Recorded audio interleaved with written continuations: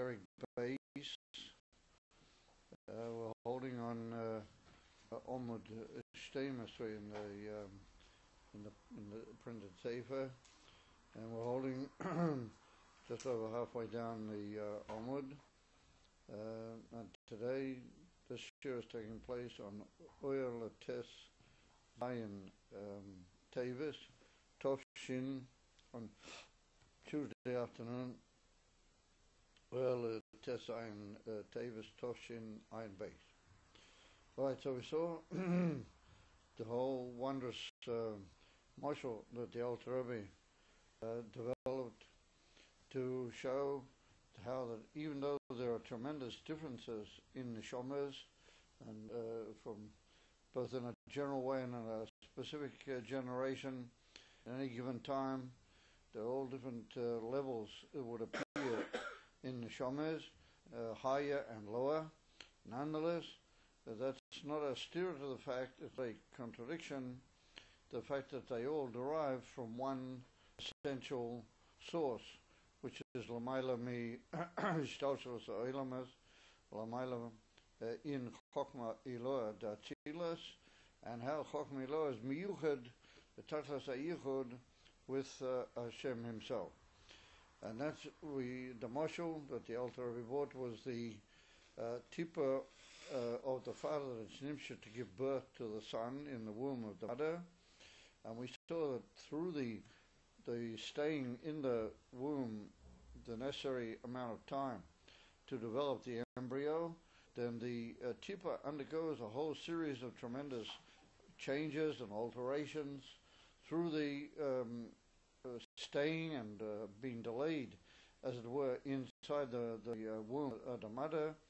And these various derivations give rise to all sorts of limbs and organs inside the body, and eventually they give rise even to what appear to be the less significant or the less elevated parts of the body, even to the tziponaim on the feet, that they call them the toenails. And we saw that nonetheless, even though those toenails come about at the end or the latter period of the pregnancy of the mother, if you don't mind, close the door. They come about in the latter period of the pregnancy of the mother. Nonetheless, please guys, you must make an effort to be on time, okay?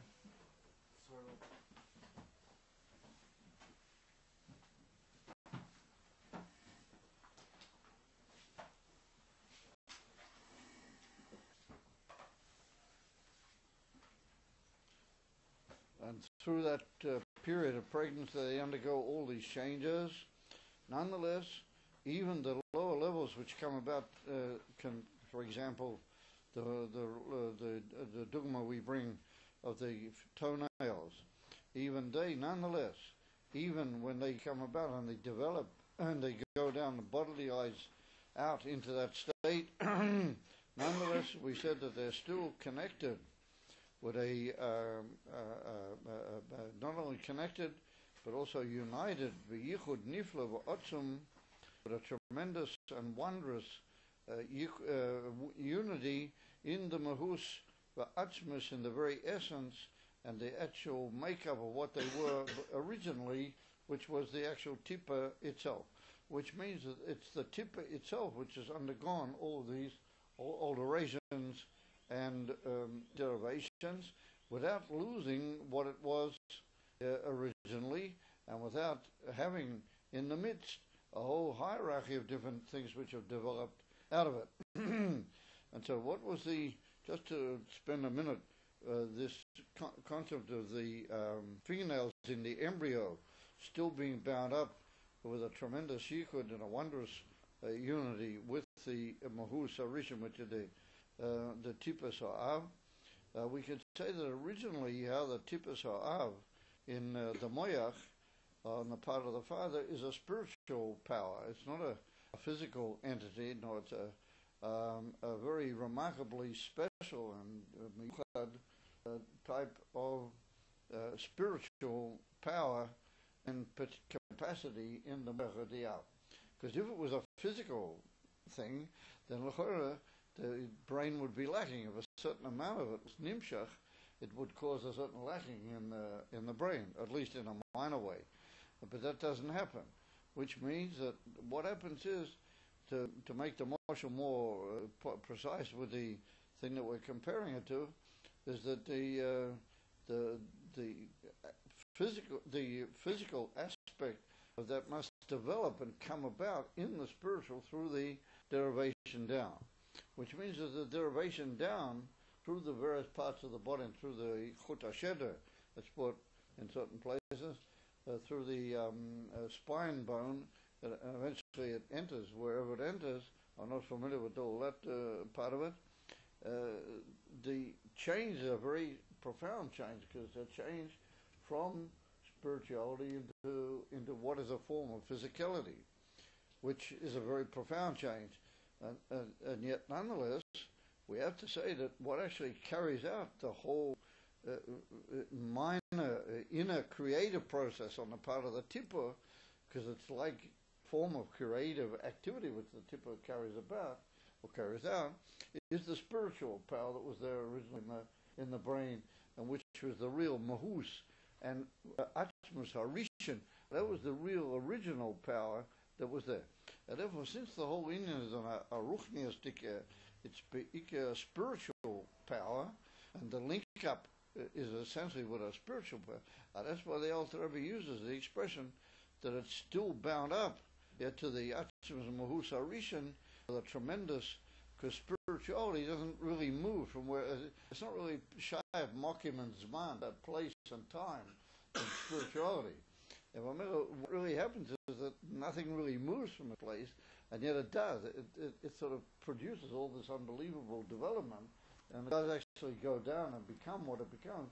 But nonetheless, it's really still the original spiritual power which is acting here.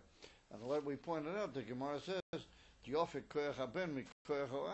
that there can be such a situation where the Ben has got more powers in his makeup than even what was in the father. And we pointed out there's a Chassidish Biyuv is there, that on the contrary, the Yofik Koyach, that the greatness of the power on the part of the son is really mi Koyach Av. It's really from the Moyach and from the power of the fathers. And that's an apparently unlimited and ever developing power that goes on during the lifetime of the son. But that would indicate that basically these inyonim are spiritual powers which verge into certain activities in the physical and carry out their task, which is a very amazing concept. The whole moshel is tremendously intricate in its build-up. And then the Alter Rebbe went on to add, "V'gam achshov, beven." And now, even in the son, meaning after the son has been born and he's already become a living entity on his own right, Yanikas hatzoponayim v'chayuson nimsheches me'ameach shebarosh. That even now, when the Ben is a living entity, his tzoponayim also derive their power and their living fire and their life force from the brain. And through that, we said, that they connect up with the brain of the father. Because where did the brain get its power from?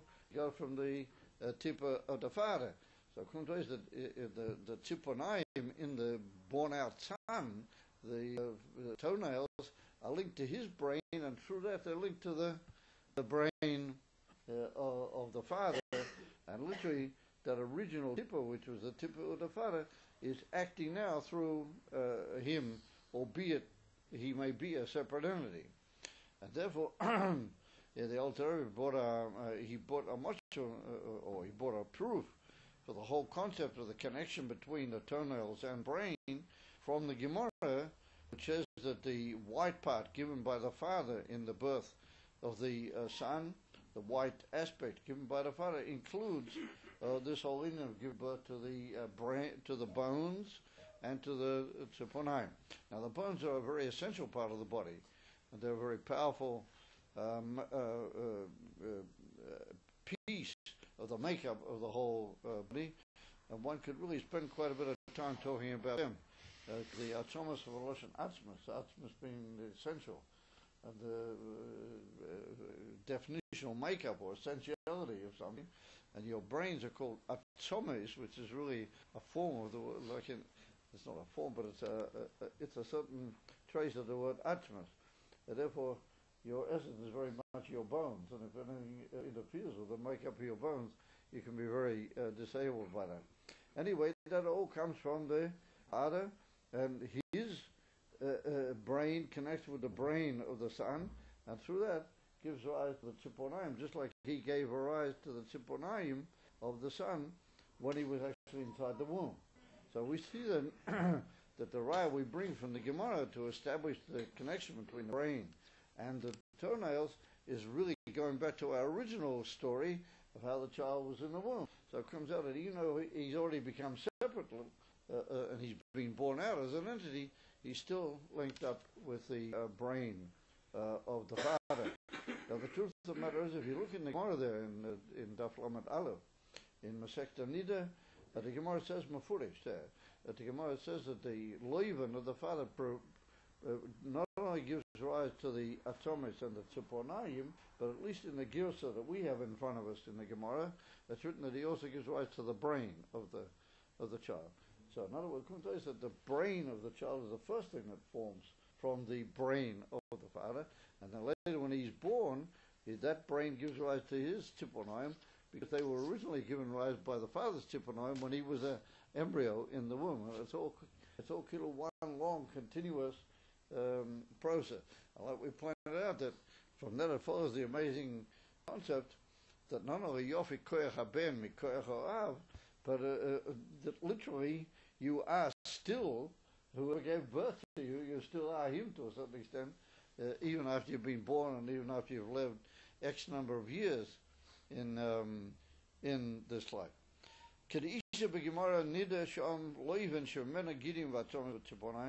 Like as I say, now Girsa, it's also written that prior to the Gidim, even the Moyach itself.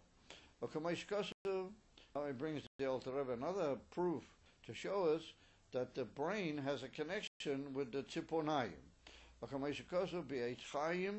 Now the Eitz Chaim is the great source work of the Kisvei Ha'arizal. Now it's well known that the Arizal didn't write anything, he never wrote anything down, and everything was written by his great Talmud, the Rabbeinu Chaim Vital. And the great source work, which is greater in quantity and in span of all different possible themes in the Kabbalah, is the sefer called the Eitz Chaim. And that's the first great work. And then there's a number of other Sforim, which I won't go into them now, quite a number of them, which make up the whole tremendous library that Rabbeinu Chaim Vital left over, and he never got one letter of it from himself, he got it all from the Arizal. And therefore we call them Kisvei Ha'arizal, even though the Arizal didn't actually write them. And therefore it's very interesting. We'll notice that as we go along in Tanya, sometimes the Alter Rebbe quotes the Arizal by quoting the Rabbeinu Chaim Vital by name. And sometimes he quotes the Arizal just as the Arizal. But the Arizal didn't write anything. It's all the Rabbeinu Chaim Vital. So it's very noticeable that sometimes the Alter Rebbe quotes the Rabbeinu Chaim Vital, and sometimes he quotes the Arizal. Anyway, now the Eitz Chaim is divided into big areas which are called gateways. Inside each gateway there are chapters which are numbered. So the gateways have names. So he said it's written in the Eitz Chaim Shar HaChashmal. The Shar of what's called Chashmal. Now, Chashmal is a word used in modern Hebrew nowadays for lahavdil, for the idea of electricity. But some people object very much to using that word because it's a very holy word. And it originally got to do with the Spheris and Atzilus, the original use of that word Chashmal. Yeah. And the concept of Chashmal is put in the Sifrei HaKabbalah based on a pasuk in Yechezkel Hanavi, and it means a certain derivation from Bina, the sphere of Bina in Atzilus, Lagabi, all the other midas. It's like a certain lavush which goes down and envelops all the other mitzvahs all the way down into Malchus. And that's called Hachashmal. That's Levush. And that's very special. In the Alter Rebbe talks about it in Bera Oyer, and there's a lot about it in Likutei Torah, and from all the Rebbeim here and there, particularly in the Maimarim dealing with Mila, and in Mitzvah Secha, he talks about it a lot in reference to Mila, the Chashmal. So the Alter Rebbe brings this quotation from the Eitz Chaim, and the Rizal, from the general chapter or section called the Shara Chashmal, and he brings that Besoid Levushim Shal Odom Arishin Began Eden, in reference to the secret of the Levushim, garments of the first man of Odom Arishin, when he was still in Gan Eden. Shahoyu Tzipornayim, that those Levushim were made of fingernails, or rather nails, at least their fingernails or toenails, and they were from the level of Moyach Tavuna. So, just very briefly, it appears from the Psukim in the Torah that Adam Arishan, prior to the Chet, prior to the actual sin of the tree of knowledge, he didn't have Levushim. He wasn't dressed in clothes like we dress in clothes, but he was without clothes. So the truth of the matter is that the Arizal brings over there that he wasn't, it's not that he was completely naked, he had no clothes whatsoever. He did. He had, and he says a very amazing thing, that in Gan Eden, Koydem HaChet, we're talking about, when we say he's in Gan Eden, we mean before the Chet, because after the Chet he was driven out of Gan Eden. So if we say he's still in Gan Eden, we mean before the Chet. He did have Levushim, but his Levushim were like pieces of, he was all covered with what we, the type of material that now makes up our fingernails or toenails. His whole body was covered by a Levush made out of this material, and that is the Sod Levushim Shalom Arishan, that were in Gan Eden, and they were from the fingernail, they were from the nails. It was part of his physical makeup? It was part of his physicality? Oh, yeah, so that's a good question. It would appear, was it actually like skin, irremovable, or was it just like a Levush over the skin? So it would appear that it was like a Levush over the skin. That's a very good question that you ask, and I wouldn't like to close the whole issue with absolute certainty, because I'm a little bit not clear about that myself, but that's for sure that he had a Levush. Whether it was a tremendously tight-fitting Levush or whether it was a movable Levush, it's another shaila, but that was the Levush, and it was made out of these Tzipornayim, and these Tzipornayim came from the Moyach. They were from the Moyach of Adam Arishan. They were from the Moyach Tavuna. Now, we have Bina and we have Tavuna, according to Chassidus. Bina is the etzem koyach to understand, the etzem koyach of understanding. Inside your koyach of understanding, you have another level which is called Tavuna. Now, Tavuna is Ben Ubas. If you examine the word Tavuna, you can make the two words with a vav connecting them, son and daughter, Ben Ubas. That makes you up Tavuna, maybe with two vases, but it gets pretty close to Tavuna, Ben Ubas. Now, what does that mean? That in your brain and in your power of understanding, inside Bina, when you reflect on a certain Indian, you don't remain indifferent to it. You react to it, and you have a certain profound and tremendously delicate emotion inside the brain. Now you notice it, and you can pick it in yourself. That sometimes when you learn a very deep matter, you're tremendously impressed by it. It sort of catches you and affects you, and it elevates you inside your brain and your thinking even more than what just the understanding would have done to you. Like it's called hispilus sikli, hispilus sikli, which means emotional reaction of the brain. Now that's called tvuna. And that's the difference between bina and tvuna. Now what's the nafkamina? The nafkamina means what's the practical significance? The practical significance is that how do you get from your understanding to your heart? Because the Alter Rebbe teaches us that all our emotions come from our brain. Proper emotions, good emotions, come from our brain. So how does the brain get to the heart?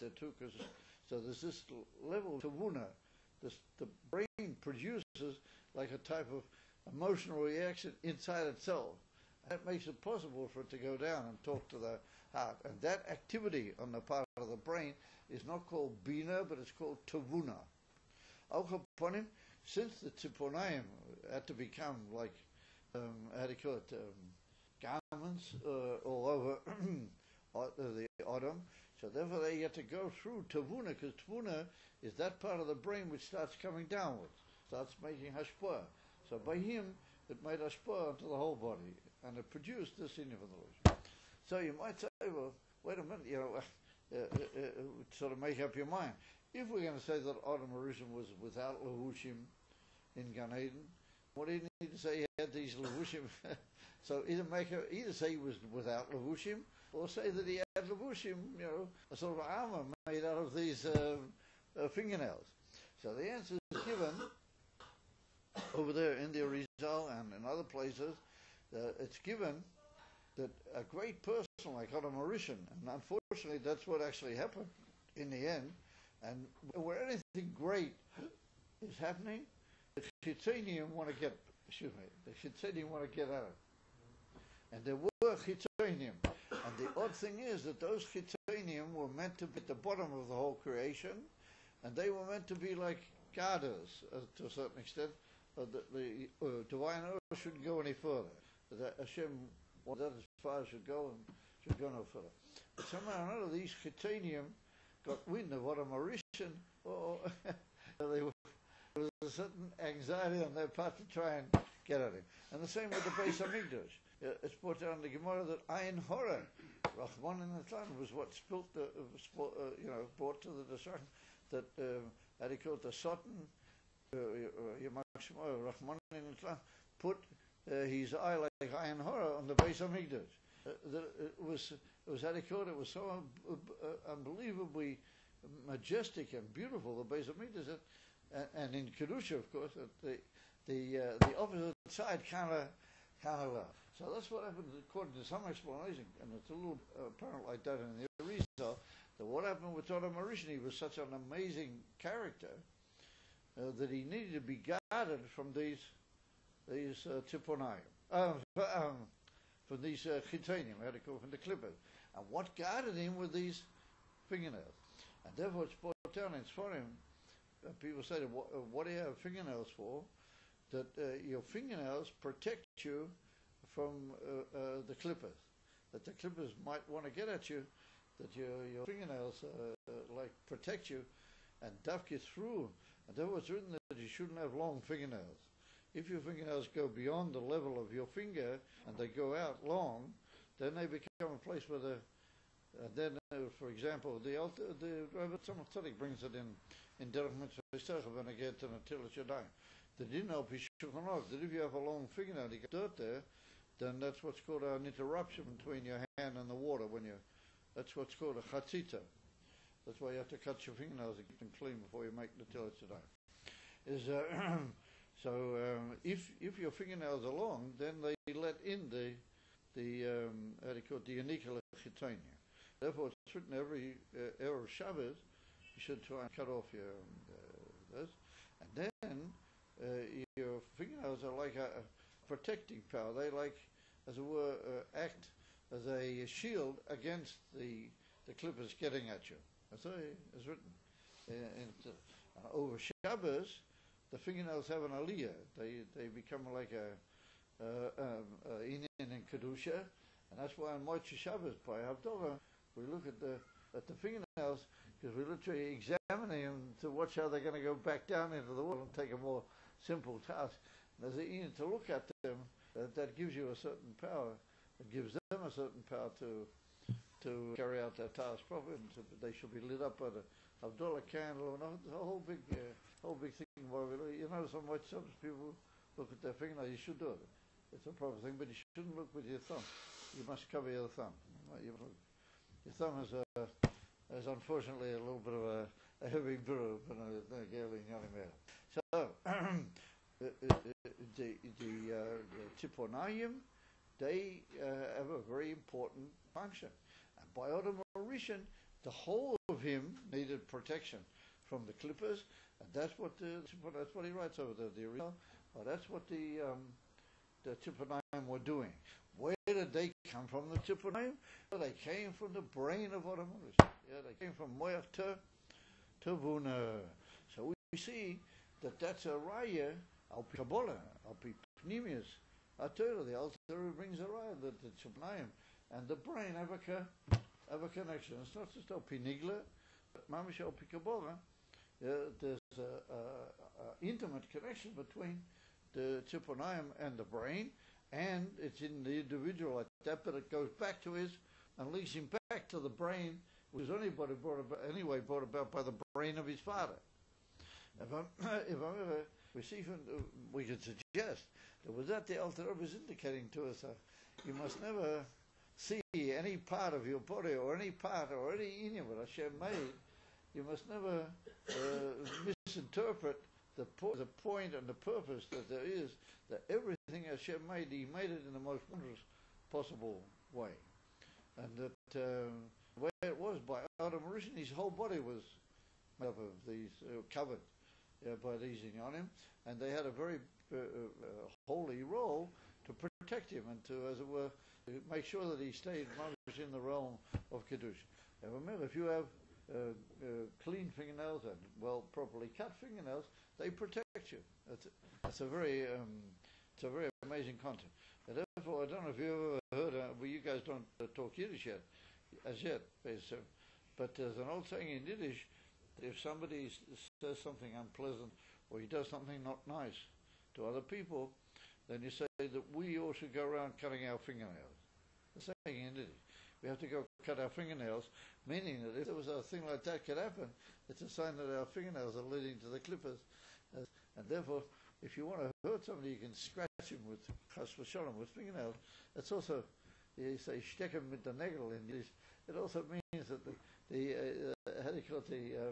fingernails have got a bit out of hand and they're not doing the right task. You got to take them back. You have to go home and schneid up the nagel. You have to go home and cut off your fingernails. That's the English such an expression.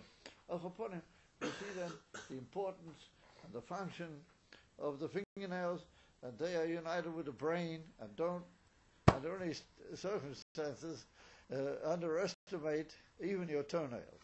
Right? So we see that they have a connection. Okay, that's the completion of the marshal. That's the wondrous marshal. Now, what are we comparing it to?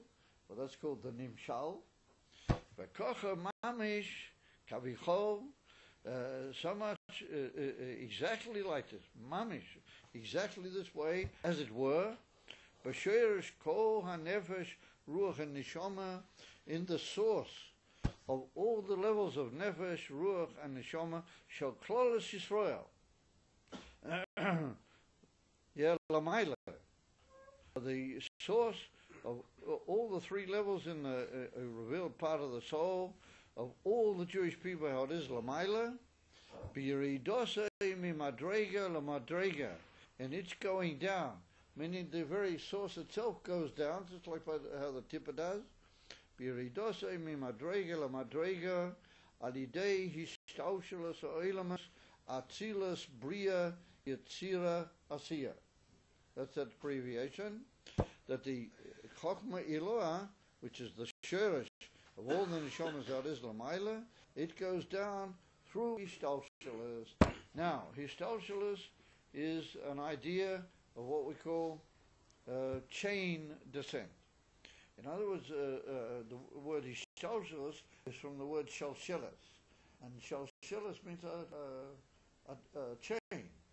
The word in Hebrew for a chain is shalshelas, and what happens with a shalshelas is that each link, the bottom of one link, links into the head of the next link, and that's exactly what shalshelas means.